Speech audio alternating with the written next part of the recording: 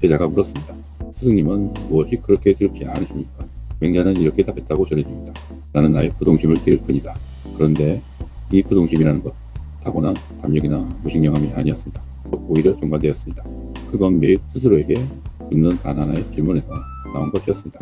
그 질문이 무엇인지는 조금 뒤에 정확히 알려드리겠습니다. 먼저 우리가 왜 이 부동심과 정반대로 살고 있는지부터 짚어야 합니다. 우리는 자신감을 남의 평가에서 빌려옵니다. 상사가 칭찬하면 하루 종일 어깨가 펴지고 누군가 무시하는 말 한마디에 며칠을 곱씹습니다. 이 자신감은 내 것이 아니라 남의 손에 들려있는 것과 같습니다. 상대가 손을 펴면 자신감이 있고 손을 오므리면 자신감이 사라집니다. 이렇게 남의 평가에 자신감을 맡기고 사는 사람은 결정적인 순간에도 흔들립니다. 정말 중요한 선택 앞에서 남들이 어떻게 볼까를 먼저 계산하자 정작 자신이 옳다고 믿는 방향으로 나아가지 못합니다. 문제는 용기가 부족해서가 아니야 자신감의 근거를 애초에 밖에 두었기 때문입니다.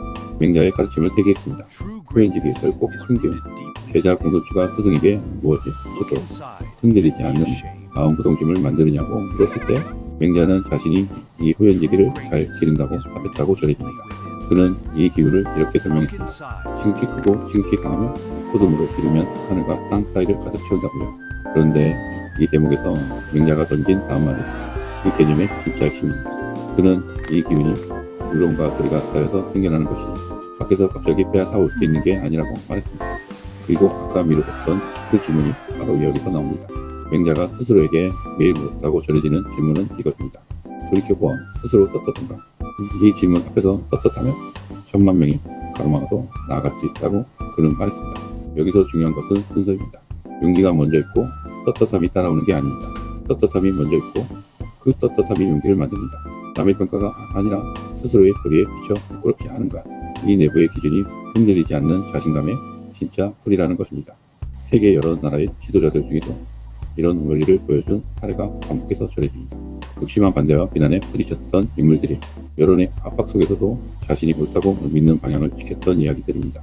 이들이 흔들리지 않았던 이유는 남들보다 강심장이어서가 아니라 스스로 떳떳하다고 확신할 수 있는 근거를 갖고 있었기 때문이라고 전해집니다. 신학 속에서도 이 원형은 반복됩니다. 여러 문화권의 영웅들이 시작 앞에서 흔들리지 않는 이유는 세계의 힘이 돼서가 아니라 자신이 걷는 길이 옳다는 내적 확신 때문으로 그려집니다. 이 확신이야말로 신화가 가장 오래 사랑해온 힘의 원천입니다. 첫째, 매일 밤 오늘 나는 떳떳했는가를 묻는다. 남들이 나를 어떻게 봤는지가 아니라 내가 스스로 옳다고 믿는 기준에 비춰 오늘 하루를 돌아봅니다. 이 질문을 반복하면 자신감의 근거가 서서히 남의 시선에서 자신의 소리로 옮겨갑니다. 둘째, 결정 앞에서 누가 볼 것보다 옳은가를 먼저 묻는다. 중요한 선택을 앞두고 습관적으로 남의 반응을 먼저 계산하려는 순간 잠시 멈추고 이게 나에게 떳떳한 선택인가를 먼저 확인합니다.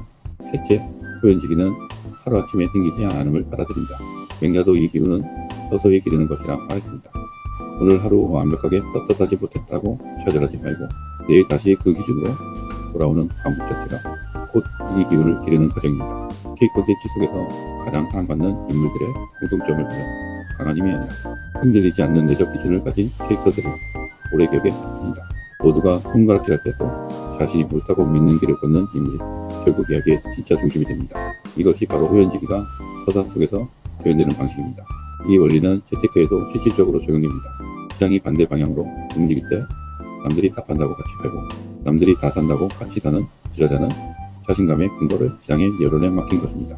반면 자신의 분석과 원칙에 비춰 이 선택이 떳떳한가를 확인한 투자자는 시장이 잠시 반대로 움직여도 쉽게 흔들리지 않습니다.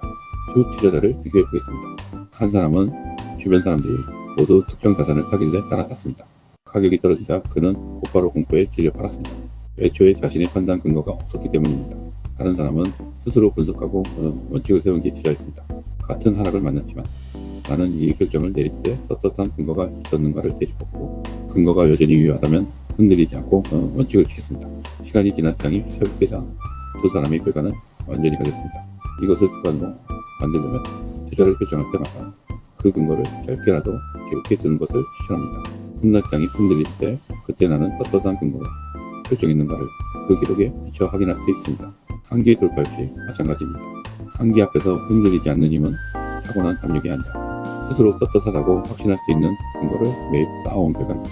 첫 번째 필수는 떳떳함을 고집과 혼동하는 것입니다. 스스로 옳다고 믿는 것과 남의 말을 아예 듣지 않는 것은 다릅니다. 진짜 후연지기는 정직한 자기 점검을 거친 확신이지 무조건적인 하집이 아닙니다. 두 번째 필수는 하루 만에 완성되길 기대하는 것입니다. 맹자도 이 기운은 서서히 꾸준히 기르는 것이라 강조했습니다. 긍정의 법칙은 나는 항상 옳다는 근거 없는 자만이 아닙니다. 나는 오늘도 스스로에게 떳떳한 선택을 했는가를 묻는 정직한 확신입니다. 오늘의 학원입니다. 나는 내 안의 도리에 비춰 나를 세운다. 나는 남의 시선이 아니라 나의 떳떳함으로 나아간다. 1000만 명이 가로막아도 나는 옳은 길을 간다. 오늘 알려드린 건 후연지기를 기르는 방법 중 딱 하나뿐입니다. 맹자가 말한 나머지 조건들, 특히 이 기운을 해치는 두 가지 실수는 골든 88 채널 그 버전에서 확인하세요.